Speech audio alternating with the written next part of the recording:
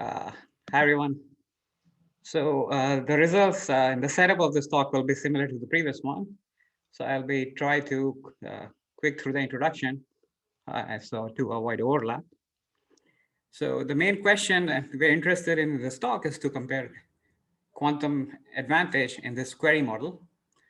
Here the input is given as a black box, it's n bits, and the algorithm can make any query to get the bit of the input.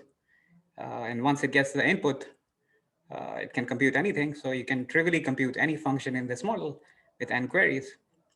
But the goal is to minimize the number of queries you need to compute something.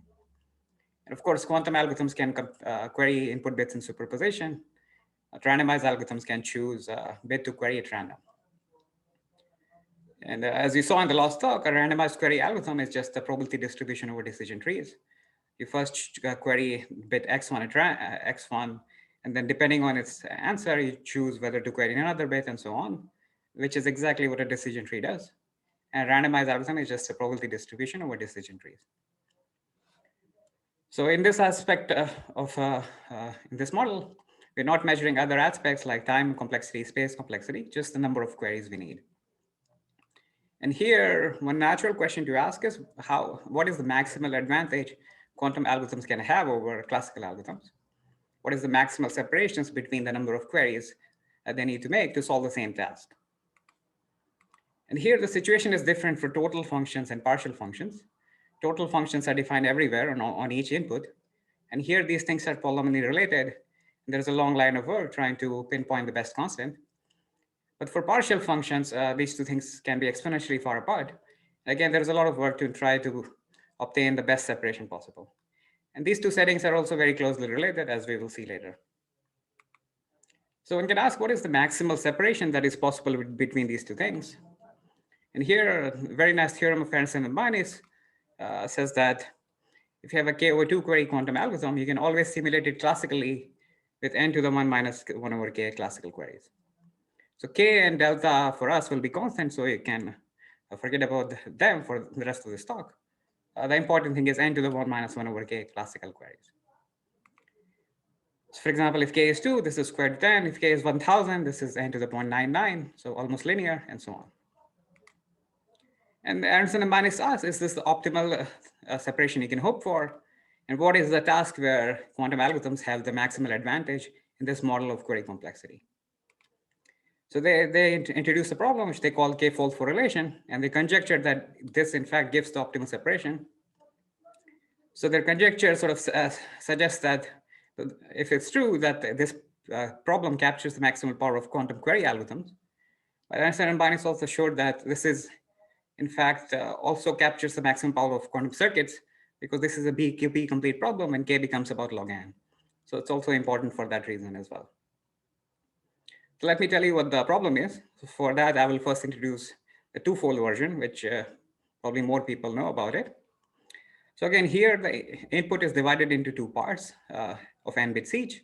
These are plus minus 1 vectors. If you divide them by square root n, they become unit vectors.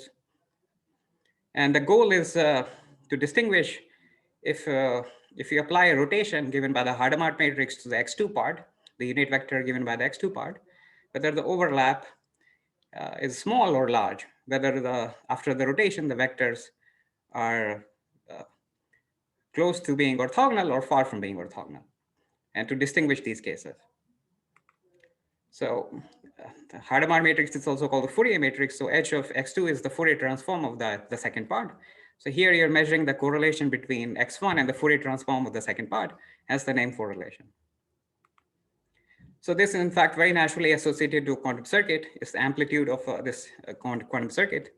And it will be useful to view this as a polynomial, and since this is just a quadratic form. And this can be solved with one quantum query, even though the bottom circuit makes two queries. There is a trick to reduce the number of queries by 1/2. So you can solve it with one quantum query. Now, so before I can introduce k-fold correlation, another useful way to view the polynomial is in terms of this graph. So you have a complete bipartite graph. You put the labels hij on the edges, which are the entries of the Hadamard matrix. And the left and right sides have variables associated with it. And for each edge, there is a corresponding monomial in this term, and you scale it by 1/n. So this is the polynomial. So now k-fold correlation is a natural generalization of this in terms of polynomials. There's again another polynomial, which is given by a quantum circuit that makes k queries. And again, the problem is to distinguish whether the value of this polynomial is small or large. And again, just by the same trick as before, you can reduce the number of queries by half, so you can solve this problem with k/2 quantum queries. So again, you can, to remember this polynomial is again useful to view it as a graph. It's a k-partite graph, or k-1 partite, I'm not sure, but the idea is the same. You have variables associated with each part, and the edges are labeled with the entries of the Hadamard matrix. And for each path from the left to the rightmost end, you take the products of everything along the path, and that gives you one monomial, and you divide it by 1 over n. So this is your polynomial. So this is the k-fold correlation problem. And now I can tell you what we prove. We prove this conjecture for Aaronson and Ambainis that k-fold correlation in fact gives a maximal separation. And the advantage delta, or the success probability, is half plus delta is 2 to the minus k. And our main contribution here is the classical lower bound, which improves upon the previous lower bound known for this problem, which was square root n of Aaronson and Ambainis for the k equals 2 case, which also implies the same lower bound for the higher cases as well. And for example, now if you choose k to be 1000, this gives you constant versus almost linear separation. And our proof also works for this non-explicit Rorrelation function that was introduced by Tal and that you saw in the last talk, where you replace this Hadamard matrix and this definition of correlation with a random orthogonal matrix. And our results have many consequences similar to the previous ones in the previous talk. And these just follow from black box from the previous theorem, just by trying out different parameters or by using some standard results. So I'm not going to explain that in detail. But the crucial difference from the previous talk is that our results are explicit because k-fold correlation is the explicit problem. And in the previous talk, you saw this work by Shersov, Strozenko, and Zhu that builds on the work of Zal, but their techniques are totally different.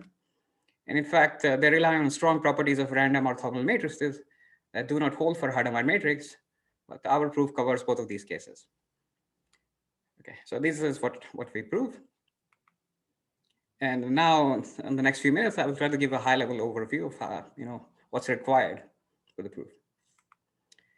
So it's a fact which probably most people know in this field that quantum or classical or randomized query algorithms, their success probability can always be written as a degree d multilinear polynomial if they make d queries. So here, this follows from the fact that you can write any polynomial on the hypercube on plus minus 1 inputs as always as a polynomial and a multilinear polynomial.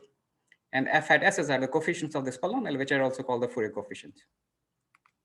So now, since you need a way to distinguish the polynomials that come from quantum and classical algorithms. So quantum query algorithms, they're extremely good at computing dense polynomial with a few queries. So dense polynomial like Fourier, where all possible monomials appear.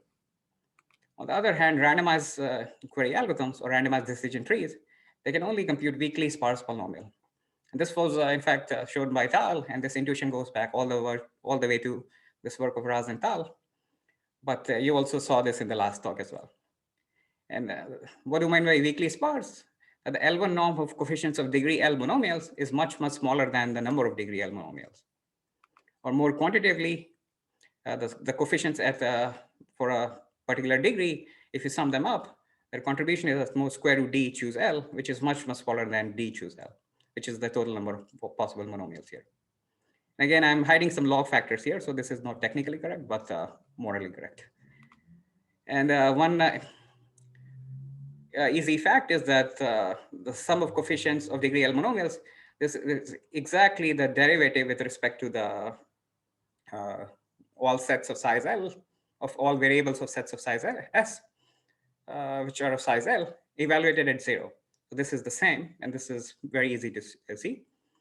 And one observation that we have, this is a simple observation using random restrictions, is that in fact this implies that not only that the derivative 0 is bounded, but the derivatives at all points of the hypercube is bounded by the same number, essentially. Again, I'm hiding constant factors everywhere, so let's ignore that. So for the rest of this talk, this is what we will take our definition of weakly sparse to be. if you have a multilinear polynomial, even if it has very large degree, but it has small derivatives, then it cannot compute k-fold correlation. And in the last talk, you saw this very strong result of Sherstow, Storzhenko, and Wu, which showed that all derivatives of randomized decision trees are small. But for our work, we'll need a weak sparseness in a much more weaker sense, which means that only the small order derivatives of order k square, where k is constant for us, are small. And these already follow from the previous work of Tal in this regime. Okay, so for the rest of this talk, we are going to focus on proving degree lower bounds on such polynomials and show that they cannot compute k-fold correlation. And a very nice classical idea to show such lower bounds is to show that such polynomials cannot distinguish the distribution on 0 and 1 inputs of correlation. So, yeah, so such polynomials cannot distinguish the 0 and 1 inputs of correlation. So for example, if the value of the correlation polynomial is small or large, they cannot tell the difference. So a natural distribution where the value of the correlation polynomial is small is the uniform distribution. The expected value of the polynomial under this distribution is 0, and by concentration, the value is typically small. On the other hand, there is a pseudorandom distribution where the value of the polynomial is large, and I will tell you what it is later, but it comes from taking a continuous distribution and then rounding it to the hypercube, for example, by taking signs. Okay, so this is what we want to show, that the expected value of the polynomial in both of these distributions is small, is the same. So the difference in expectation is 0, so they cannot distinguish these two distributions. But if they could actually compute it, k-fold correlation, then they must be able to. So this is what we will give you a lower bound. Okay, and to show this, we will use a technique called interpolation, which is a classical idea in mathematics. So you start with the uniform distribution on the left, and you slowly change it in a continuous way to end up with the distribution on the right. And what we want to show is that as we go along this curve, the endpoints of this curve, the polynomial computes the same value on both of these endpoints, more or less. And what we're going to show is, in fact, that the derivative along this path, the value changes very slowly. So along this entire path, the polynomial goes slowly from the expected value under the left distribution to expected value under the right distribution with only a small change. So that gives us what we want. And this is often easier to bound because of this. You can design smart paths to do this. This terminology comes from Talleyrand, who used the smart path method to prove many famous conjectures in statistical physics. And the smart path just gives you the freedom to choose any possible path to interpolate between these two distributions. So this time doesn't even have to be one-dimensional. It can live in any space, even k-dimensional space. And that gives you more freedom and more power to play around and choose a path which will give you more control over these derivatives. So this is the main high-level idea that we use. So what is our main technical contribution is we show that the derivative is always bounded by the derivatives of the polynomial scaled by some quantity. And again, you don't need to parse this expression now, and this time derivatives is in quote, because time doesn't need to be one-dimensional, but you can really think of it as just d by dt of this expected value, just to keep it in mind. And to help you parse this expression, let me give you two special cases. So a result, if you plug in k equals 2, it recovers this result of Raz and Tal. That was also shown by Wu using stochastic calculus, is that this time derivative is bounded by the sum of the second order derivatives divided by square root n. And for threefold, you get third and sixth order derivatives, but they're scaled by factors of 1 over n and 1 over n squared. Now, if you recall the bounds on derivatives from last talk, the Lth order derivatives are bounded roughly by L over d to the L over 2, ignoring some log factors. And if you plug in those bounds, you exactly get the right bounds for k equals 2, k equals 3, and so on. So just to give you the reason of, what's the reason of those quantitative estimates there. So they exactly give you the right bound. And to prove this, this main result, we rely on techniques from stochastic calculus, such as Gaussian interpolation, integration by parts, and we also develop new integration by part identities to handle rounding issues. So this is our main technical contribution. And let me, in the rest of this talk, try to give you some glimpses into the main ideas involved. So let's recall that we're trying to show that design a smart path to go between the uniform and the final distribution, where the derivatives remain small along this entire path. So first, let me tell you what the pseudorandom distribution is for the twofold case. So if we want this distribution to have a large value for the Fourier polynomial. And I'm going to ignore the issues with rounding in this talk. So you need new techniques, at least to prove the full result that we introduced in our work. And I'm not going to go into this here. So I'm just going to design a continuous distribution which has a large value for the Fourier polynomial. So this distribution comes from the work of Aaronson and Ambainis, and it's just a Gaussian with some covariance. And it might be useful to view this as a graph. So the covariance structure of this Gaussian is as follows. So there are two sets of random variables, one for the first n coordinates, the second for the second n coordinates. And in each side, the variables are independent, but in between the sides, the variables have a correlation, which is given by the entry of the Hadamard matrix, Hij. So this is the Gaussian. And now if you plug, if you compute the expected value of Rorrelation polynomial under this distribution, you exactly get this Hij squared term. So the expected value is 1, since each entry of the Hadamard matrix is plus minus 1 over square root n. So the typical value of the Rorrelation polynomial under this distribution is very large. So this is a good pseudo-random distribution to work with. And the intuition is that somehow this distribution is capturing all two-wise correlation, and the multilinear polynomial needs to compute all two-wise correlations to be able to solve twofold correlation. So now we want to design a smart path to start from the uniform distribution and end up with this distribution. So for this, we will think of the uniform distribution as being generated in the same way. So you first take a standard Gaussian in the same dimensions. And the standard Gaussian, each coordinate is independent, and then you round it, for example, by taking signs to get the uniform distribution. So again, I will ignore the rounding issues. So now you start with the uniform distribution or the standard Gaussian, and you end up with some correlated Gaussian on the right. And one way to design a smart path is just to interpolate the covariance matrices. The covariance matrix of the left side is identity. Here is sigma. And the covariance matrix of the Gaussian in the middle is just given by 1 minus t times the identity plus t times this right one. So this is just a linear interpolation of covariance matrices. And here, this can be pretty much directly handled using what's called Gaussian interpolation formula.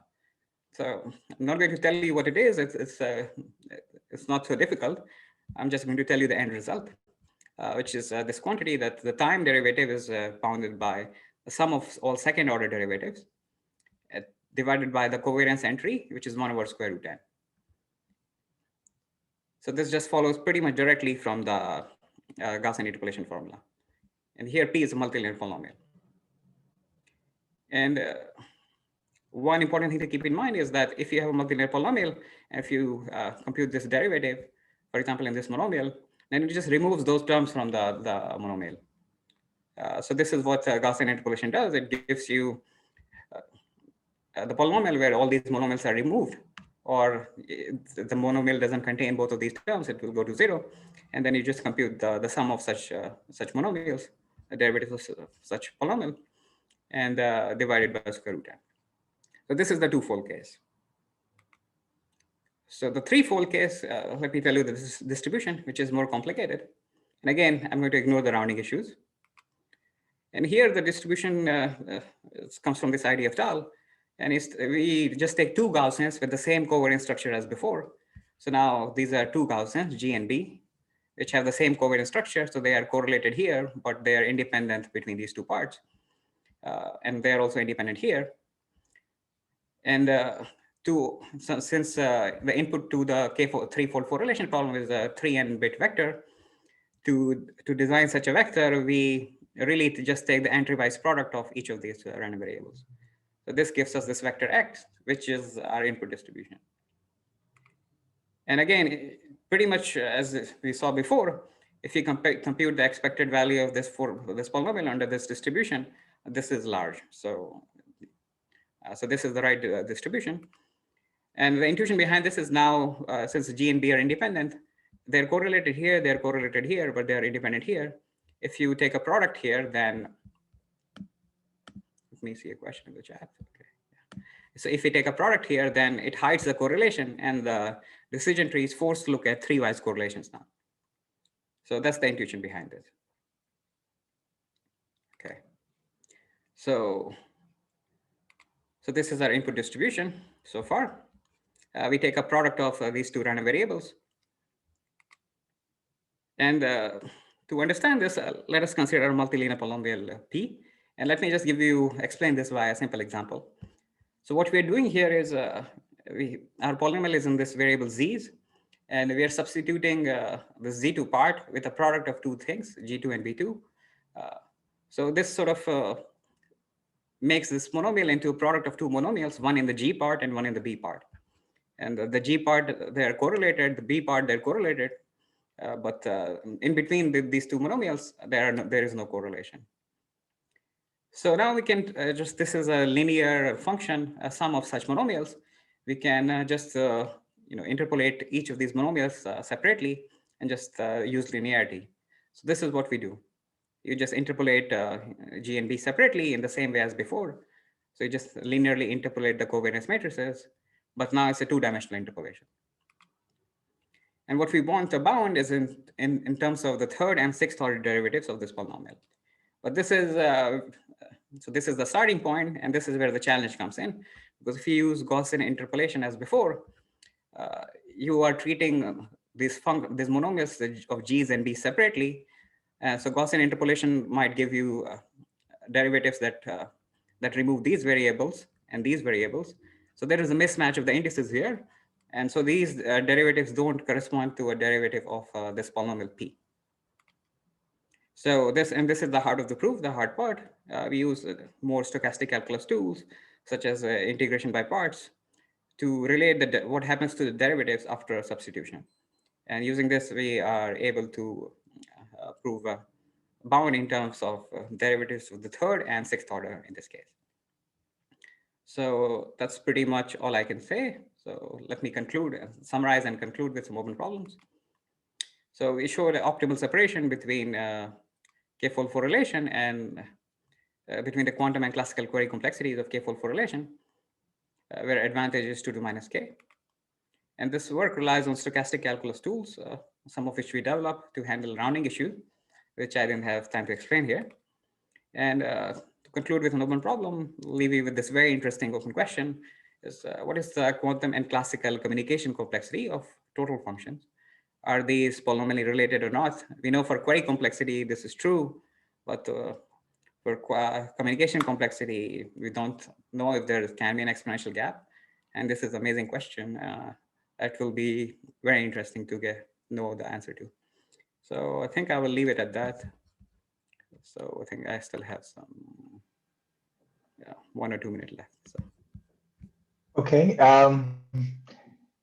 Yeah, thank you for the nice talk. Yeah, we do have some time for questions. If anyone wants to ask questions over the Slack. Looks like we don't have any questions yet on the Slack. Mm-hmm.